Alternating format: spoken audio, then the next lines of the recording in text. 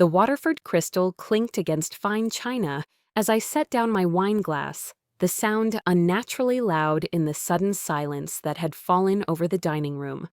Around the mahogany table, 8 pairs of eyes stared at me with varying degrees of anticipation, judgment, and barely concealed malice. My husband David's face had gone pale, his fork suspended halfway to his mouth, while his mother Eleanor sat at the head of the table with the satisfied smile of a cat who'd just cornered a particularly plump mouse. "Well, Sarah," Eleanor said, her voice dripping with false concern, "aren't you going to say anything about these photographs?" The manila envelope lay open between the centerpiece of autumn flowers and the roasted duck, its contents spilled across the white tablecloth like accusations given form. Photographs, dozens of them. Me laughing with my business partner Marcus outside our office. Me having coffee with my college friend James. Me hugging my cousin's husband at their anniversary party. All perfectly innocent moments, but captured from angles and cropped in ways that suggested something far more sinister. I picked up one of the photos, me and Marcus sharing what looked like an intimate moment over dinner. In reality, we'd been discussing quarterly projections at a business dinner with 3 other colleagues who had been carefully edited out of the frame. "Interesting photography," I said calmly, though my heart was hammering against my ribs. "Professional quality. Must have cost quite a bit to have me followed for, 3 months?" David's sister Patricia leaned forward eagerly. "Sarah, we're only thinking of David's happiness. You can't expect us to stand by while I what?" I interrupted, my voice steady despite the rage building in my chest. "While I run a successful consulting business? While I maintain professional relationships? While I have friends?" "Don't play innocent," Eleanor snapped, her mask of concern slipping. "We have witnesses. People who've seen you sneaking around, meeting these men in secret." I almost laughed at the absurdity of it. Sneaking around. Meeting clients was apparently sneaking around now. Having lunch with friends was clandestine. The worst part wasn't the accusations themselves. It was watching David's face, seeing doubt creep into his eyes like poison. "David," I said softly, turning to my husband of 5 years, "do you really believe this?" He looked torn, glancing between me and the photographs, between his wife and his family. Sarah, these pictures, they look like what they are," his brother Michael chimed in smugly.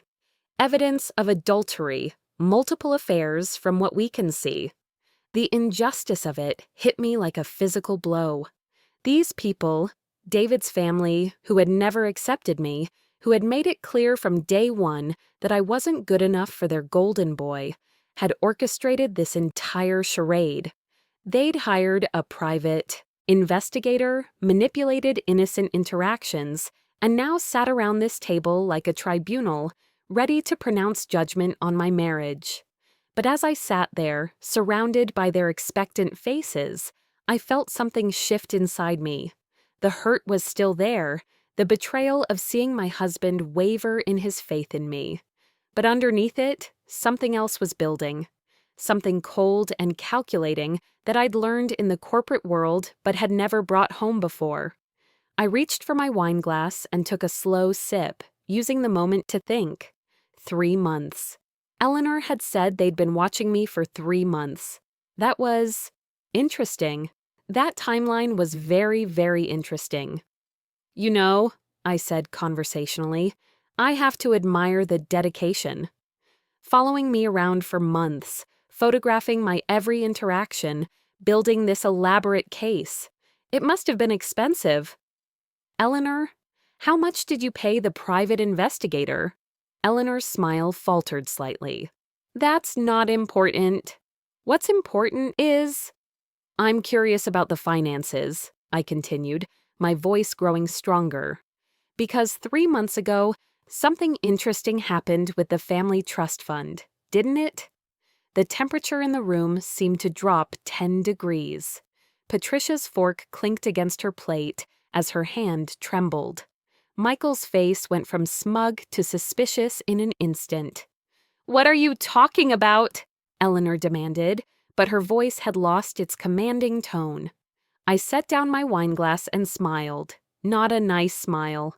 Not the smile of the dutiful daughter-in-law who had taken their snide comments and passive-aggressive attacks for 5 years with grace and patience. This was the smile I wore in boardrooms when I was about to destroy a competitor's argument. "I'm talking about the Henderson account," I said quietly. "I'm talking about the $2.3 million that was supposed to go to the Children's Hospital charity. I'm talking about the money that somehow got rerouted through a series of shell companies before ending up in a very interesting offshore account." Eleanor shot to her feet so fast her chair toppled backward. "How dare you?" "Sit down, Eleanor." My voice cut through her protest like a blade. For the first time in 5 years, David's mother actually obeyed me. The silence stretched taut as a wire. David was staring at me with confusion and growing alarm. His siblings looked like deer caught in headlights. Eleanor's face had gone from flushed to ash gray. "See, the thing about being a financial consultant," I continued, "is that you develop certain skills. Pattern recognition, forensic accounting, the ability to trace money through complex networks.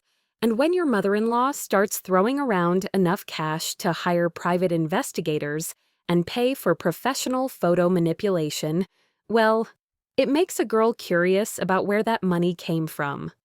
I reached into my purse and pulled out my phone, scrolling to a specific folder. It took me a while to put the pieces together. The trust fund irregularities, the sudden interest in having me followed, the desperate need to discredit me and get me out of the family. But then I realized you needed me gone before I could complete the annual financial review for the trust, didn't you? Patricia made a small, choked sound. Michael had gone completely silent. His earlier smugness evaporated. "You see, David," I said, turning to my husband, whose face was cycling through confusion, realization, and growing horror. "Your family has been embezzling from the charity trust for years. Small amounts at first, easily hidden in the complex web of investments and distributions. But then Eleanor got greedy.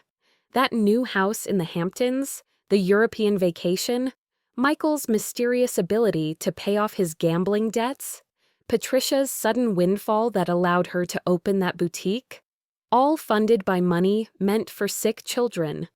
That's not possible," David whispered. "The trust has oversight. There are boards, financial reviews." "Conducted by the family's longtime accountant, who happens to be Eleanor's brother," I said softly. "Amazing how these things work out." Eleanor found her voice again, but it came out as a croak. "You can't prove any of this?" I smiled that boardroom smile again. "Can't I?" I swiped to another folder on my phone and began reading. Transaction 1247, October 15th, routed through Cayman Holdings, LLC, one of Michael's shell companies, by the way, in the amount of $127,000. Transaction 1289, November. Third, through Patricia's company, Elegant Enterprises, $89,000. Should I continue? The silence was deafening. David's siblings looked like they wanted to disappear into the floor. Eleanor's hands shook as she gripped the edge of the table. "But here's the really clever part," I continued, warming to my theme. "You realized I was getting too close during my preliminary review last month? I'd started asking questions about the discrepancies, requesting documentation you couldn't provide. So you hatched this brilliant plan: discredit me, destroy my marriage, get me out of the family and away from the trust funds. Hire a PI, create a scandal, Make David choose between his cheating wife and his loving family. I laughed, but there was no humor in it. The only problem with your plan was that you underestimated me. You thought I was just some corporate nobody who'd roll over and accept your accusations. You forgot that I don't just review other people's finances for a living, I investigate financial crimes. David's voice was barely a whisper. Mom, tell me she's wrong. Tell me you didn't. Eleanor opened and closed her mouth like a fish gasping for air. No words came out. 3 months, I said, standing up from the table. 3 months of surveillance, photo manipulation, and character assassination. All to cover up the fact that you've been stealing from children's cancer research. Do you have any idea how that makes me feel about these accusations of yours? I gestured to the photographs scattered across the table. You want to know what real betrayal looks like? It's not having coffee with a business partner. It's stealing money from dying children. It's destroying someone's reputation to cover your own crimes. It's sitting here in this room, looking at your own son, and letting him believe his wife has betrayed him rather than admit what you've done. Patricia finally found her voice, high and desperate. Sarah, please, you don't understand. We can explain. Explain what? How you spent cancer research funds on designer handbags? How you used charity money to pay off gambling debts? How you bought a vacation home with donations meant for hospital equipment? I turned to David, whose face had gone through shock and was settling into a terrible, dawning understanding. Your mother didn't just steal money, David. She stole it from the charity your grandmother established in memory of your little brother. The trust fund set up to honor Tommy's memory by helping other children fight the same cancer that killed him. That was the moment Eleanor broke. A sound escaped her throat that was part sob, part moan. Patricia began crying openly. Michael just stared at the table, his whole body shaking. David stood up slowly, like an old man, though he was only 32. Tommy's trust fund. You stole from Tommy's trust fund. David, let us explain, Eleanor pleaded. It wasn't supposed to be permanent. We were going to pay it back. The investments went bad, and we needed cash flow, and it was just temporary. $2.3 million, I said quietly. That's not cash flow, Eleanor. That's not a temporary loan. That's wholesale theft from a charity that's helped fund treatment for over 200 children in the past 5 years. David's face had gone beyond pale to a grayish color that made me worry he might faint. How long have you known about this, Sarah? I've suspected for weeks, I admitted, but I only confirmed it when the surveillance started. When your family suddenly became so interested in discrediting me, I realized I must have been asking the right questions. And you didn't tell me? I met his eyes, and for the first time since the photos had been revealed, I let him see my pain. I tried to, David. 3 times in the past month, I tried to bring up concerns about the trust's finances. Remember? You kept saying I was being paranoid, that I should trust your family, that I was looking for problems where none existed. He closed his eyes, and I knew he was remembering those conversations, how he'd dismissed my concerns, how he'd accused me of being jealous of his family's wealth, how he'd told me I was being petty and vindictive. They played us both, I continued. They convinced you I was the problem, and they convinced themselves that destroying me was easier than facing what they'd done. I looked around the table at the wreckage of the family dinner. The carefully prepared meal sat cooling, forgotten. The expensive china and crystal seemed tawdry now, especially knowing how it had been paid for. What happens now? David asked, his voice hollow. I reached into my purse again and pulled out a thick manila envelope, much thicker than the one that had held their doctored photographs. Now, I said, you have a choice. This envelope contains copies of all the financial records, transaction logs, and evidence I've compiled over the past month. Every theft, every forged signature, every fake invoice. Everything needed to not only recover the stolen funds, but to prosecute everyone involved. Eleanor made a desperate sound. Sarah, please. Think about what this would do to the family. Think about David. I am thinking about David, I said firmly. I'm thinking about the fact that his name is on several of these documents. His signature appears on trust disbursements he never authorized. If this goes to criminal court, the prosecutors won't care that he didn't know what he was signing. Conspiracy to commit fraud, accessory to embezzlement. The charges could destroy his career, even if he's eventually cleared. David's head snapped up. My name is on forged, I said quickly. I can prove they're forged. But proving it would require a lengthy legal battle. And in the meantime, your reputation, your career, your entire life would be under scrutiny. The room was so quiet, I could hear the grandfather clock ticking in the hallway. So here's what's going to happen, I continued, my voice steady and businesslike. Option 1, I take this evidence to the FBI Financial Crimes Division tomorrow morning. The trust fund gets frozen, criminal investigations begin, and everyone in this room spends the next several years dealing with federal prosecutors. David's career gets destroyed in the process, even though he's innocent. I paused, letting that sink in. Option 2, every penny of the stolen money gets returned to the trust within 30 days. Full restitution with interest.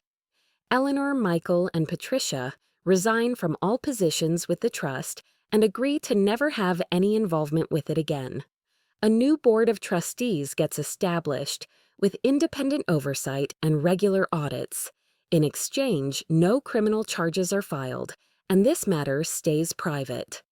Where are we supposed to get $2.5 million in 30 days? Michael asked desperately.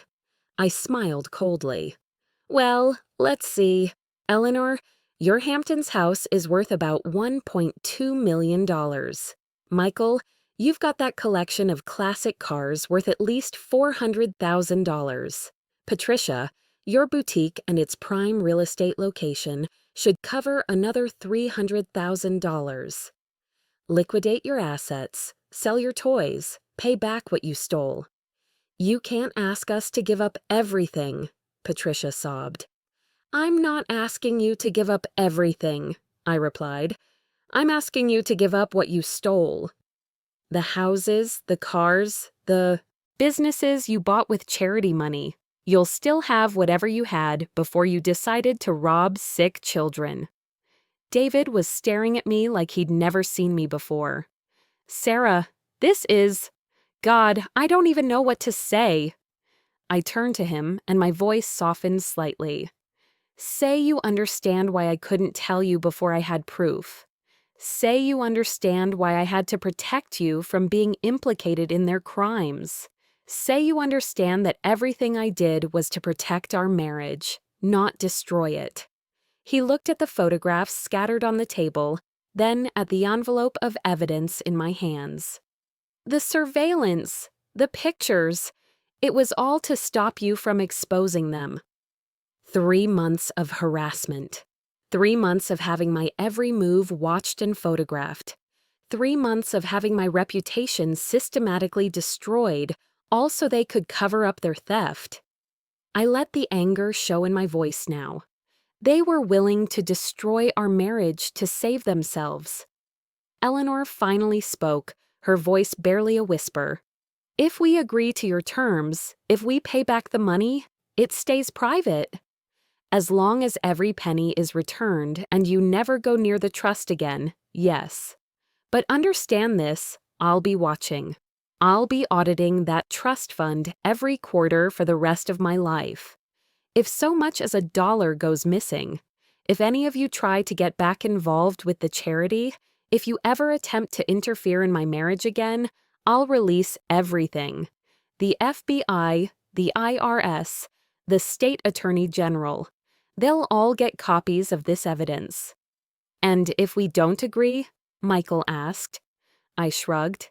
Then I file criminal complaints tomorrow, and you can explain to a federal judge why you thought stealing from children's cancer research was acceptable. The silence stretched for what felt like an eternity. Finally, Eleanor nodded, her shoulders sagging in defeat. We'll find a way to get the money. 30 days, I reminded her. Not a day longer.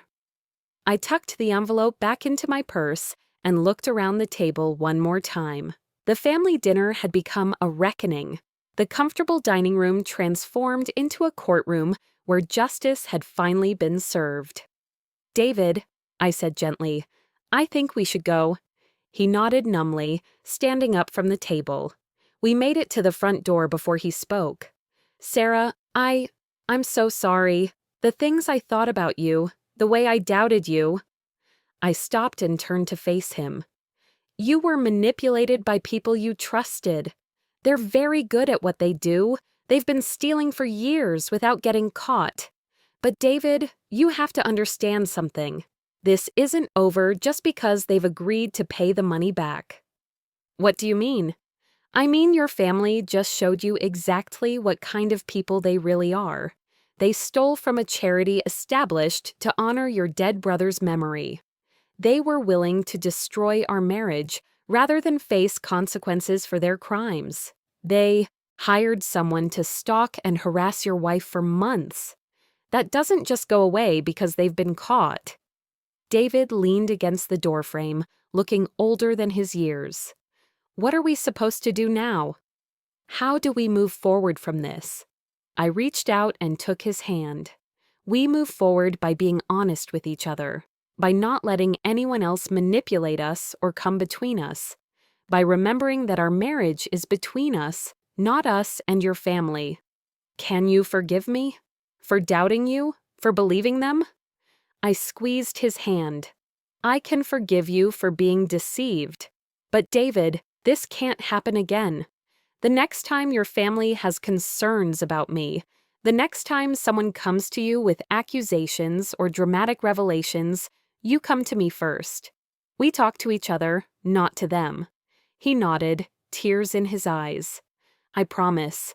God, Sarah, I can't believe what they did, what they were willing to do.